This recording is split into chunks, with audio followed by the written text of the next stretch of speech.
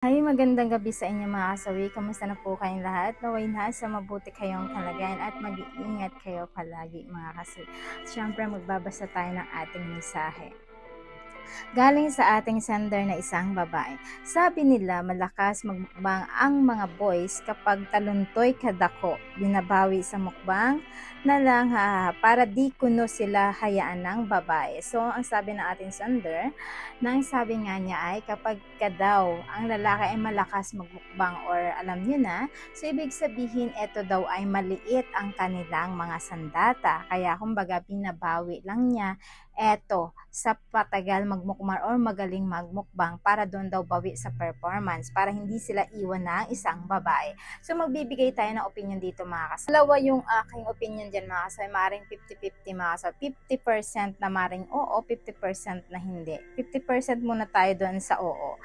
Yes, may mga lalaki talaga na kapag ka maikli ang sandata nila, so ibig sabihin, di ba kasabihan nga nila, anhin mo ang laki kung hindi naman magaling sa performance. Doon na tayo sa maliit kung eto naman ay grabe mag-performance. So legit naman yun, na talagang hindi na sila mahaba yung sandata tapos, pero binabawi naman talaga nila pagdating sa performance. Magaling sila magbukmang sa mga kababaihan, talagang 100% na papasatisfaction nila ang isang babae sa pamamagitan ng kanilang mga anladi, ayan, sa pamamagitan ng kanilang pagmukbang, kumbaga para naman masulit or solve ang isang babae kapag ka sila ay grabe mag-performance at tumagal sa pakikipagmukbangan sa tilapia ng isang babae para mas nai-enjoy ng isang babae kapag kang isang lalaki ay magaling sa pakikipagmukbangan sa'yo. So solve na yung isang babae kahit pa maliit ang sandata ng isang lalaki ay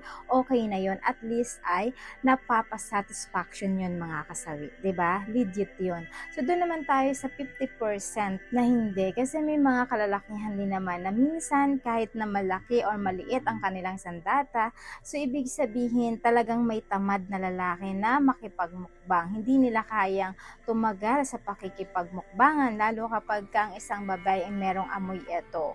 So hindi maabango ang kanilang mga tilapia. Kumbaga hindi siya fresh, hindi siya maayos sa katawan. So yung ending, halip na matagal siya na makipagmukbang, so ibig sabihin hindi niya na ito nagagawa kasi dahil mabaho ang tilapia ng isang babae. Siyempre, sino pa ba ang gaganahan na isang lalaki na magmukbang sa isang babae kung eto ay mabaho ang kanilang mga tahong?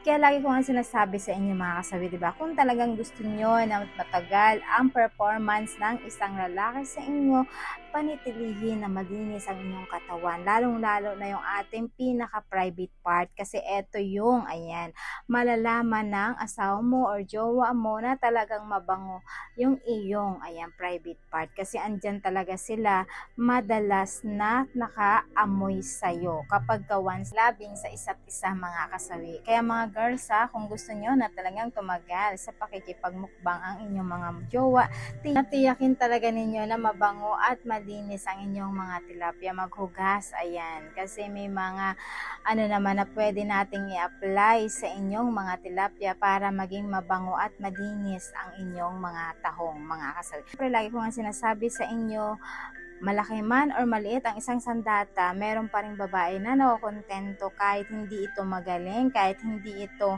malaki ang sandata, nakokontento ito kasi nga mas ang mahalaga ay mahal nyo ang isa't isa.